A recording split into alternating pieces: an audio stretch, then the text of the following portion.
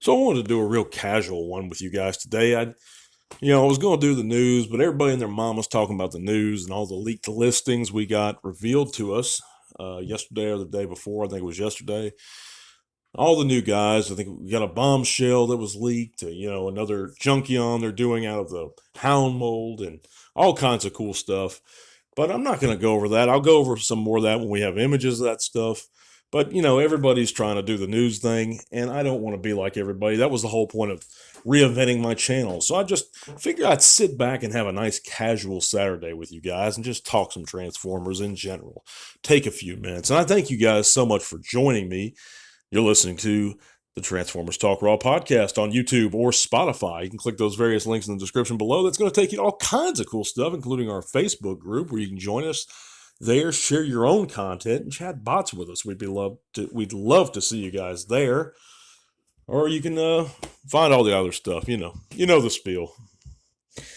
But anyhow, yeah, I just wanted to casually chat with you guys today. I hope you guys are doing well. Had a great work week. Um, I just ordered, third parties is something that's always kind of morally bugged me. That's why I never bought too many third party figures. I passed on most of them. I've never considered myself a third party collector at any point. The moral ramifications of stealing someone's intellectual property and reusing it. And it's a gray area. I'm not going to condemn anybody if they do collect third party at the same time, because a lot of the times it is their own designs. As far as the toy goes, they're just inspired with the characters. So it's a really gray area, and it's a long separate discussion. But I noticed that old from Fans Project, that Glacial Lord, and I spoke about it in our community on Facebook and I think Twitter. I noticed that, and that came out like in 2013, years and years ago. But it's so impressed me, and I actually had never even seen that thing before until just a few days ago. And I ordered like the three that are available online. The other two aren't a part of his limbs. But it's such a man. If more third party companies could do something like that, or if Hasbro itself could do something like that, just go back to some retro stylings for us old school G1ers. The limited articulation, another Scramble City guy, that'd be fantastic. But anyhow, I was surprised to even learn that Fans Project went out of business. That's shocking to me because they seemed like they were doing really good work. And I know that they had those headmasters they had come out with that were real popular at one point. Um, so it was sad to learn that they went the way of Impossible Toys.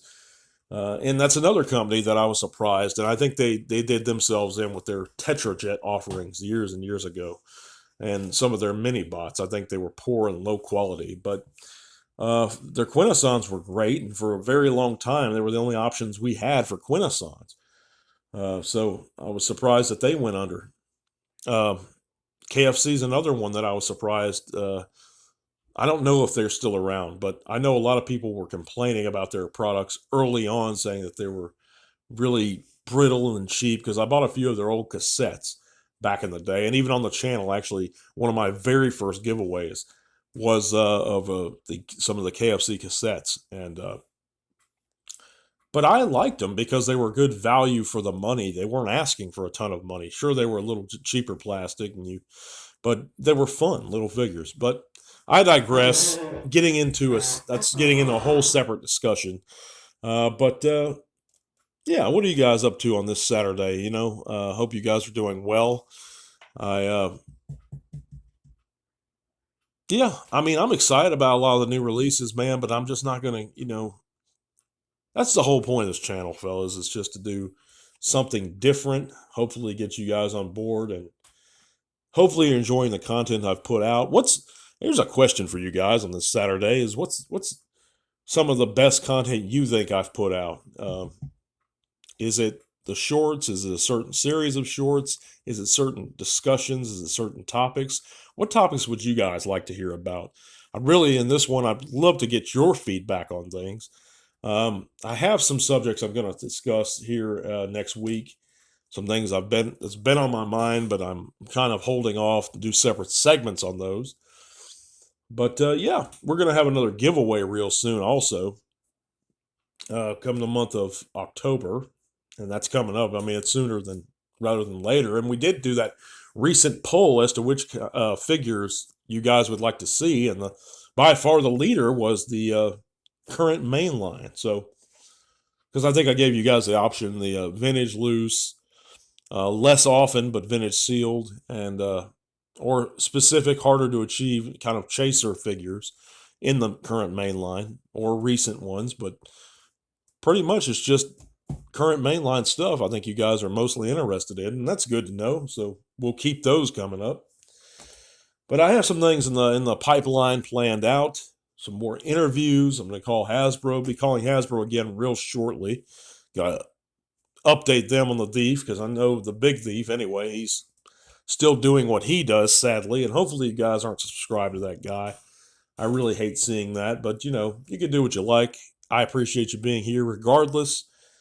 But yeah, we're going to catch you guys back on Monday. Until then, take care. Thanks for listening to LR1.